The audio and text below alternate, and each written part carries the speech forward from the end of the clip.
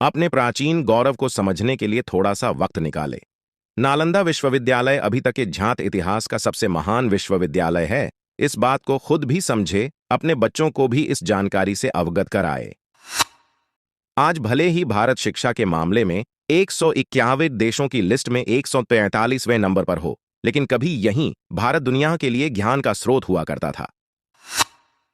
आज सैकड़ों छात्रों पर केवल एक अध्यापक उपलब्ध होता हो, परंतु हजारों वर्ष पहले इस विश्वविद्यालय के वैभव के दिनों में इसमें 10,000 से अधिक छात्र और 2,000 शिक्षक शामिल थे, यानी कि केवल 5 छात्रों पर एक अध्यापक।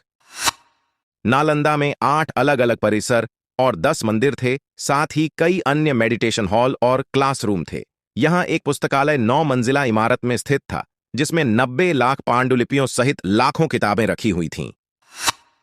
इस विश्वविद्यालय में सिर्फ भारत ही नहीं बल्कि कोरिया, जापान, चीन, तिब्बत, इंडोनेशिया, ईरान, ग्रीस, मंगोलिया समेत कई दूसरे देशों के विद्यार्थी भी पढ़ाई के लिए आते थे।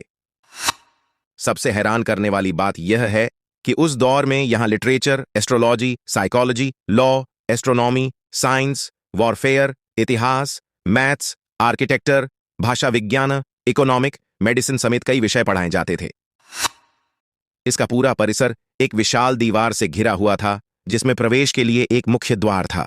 उत्तर से दक्षिण की ओर मठों की कतार थी। केंद्रीय विद्यालय में 7 बड़े कक्ष थे और इसके अलावा 300 अन्य कमरे थे। इनमें व्याख्यान हुआ करते थे। मठ 1 से अधिक मंजिल के होते थे। प्रत्येक मठ के आंगन में एक कुआं बना था।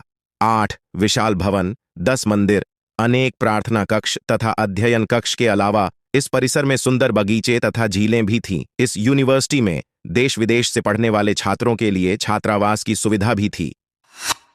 इस विश्वविद्यालय में प्रवेश परीक्षा इतनी कठिन होती थी कि केवल विलक्षण प्रतिभाशाली विद्यार्थी ही प्रवेश पा सकते थे।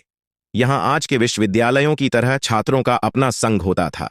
वे स्वयं इसकी व्यवस्था तथा चुनाव करते थे। मैं शुभांगी पंडित ये सब लिख रही हूं, लेकिन जिम्मेदारी आपकी भी है। छात्रों को किसी प्रकार की आर्थिक चिंता न थी। उनके लिए शिक्षा, भोजन, वस्त्र, औषधि और उपचार सभी निःशुल्क थे। राज्य की ओर से विश्वविद्यालय को 200 गांव दान में मिले थे, जिनसे प्राप्त आय और अनाज से उसका खर्च चलता था। लगभग 800 सालों तक अस्तित्व में रहने के बाद इस विश्वविद्यालय को भूखे नंगे, असभ्य, आदमखोरों की नाजायज औलादों ने तहस नहस कर दिया।